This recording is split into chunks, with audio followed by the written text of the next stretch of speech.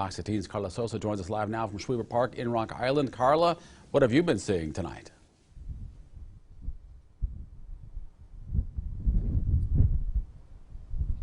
Jim, as you can see, the wind is starting to pick up, and earlier today we were driving throughout the Quad Cities and to see if there was any damage that the wind had done, and we did see that a tree did fall in Moline, and there were also multiple calls on trees falling down in East Moline and LeClaire and surrounding areas.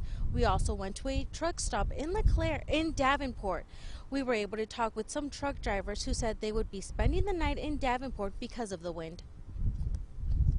The trailer will rock, and I'm not going to take the chance. I want to go home, you know what I mean? And I don't want to hurt nobody else on the highway as well.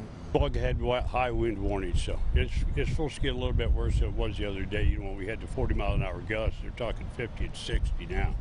Because of the winds that are picking up, they've shut down most of Iowa, west of Des Moines, south of US 30.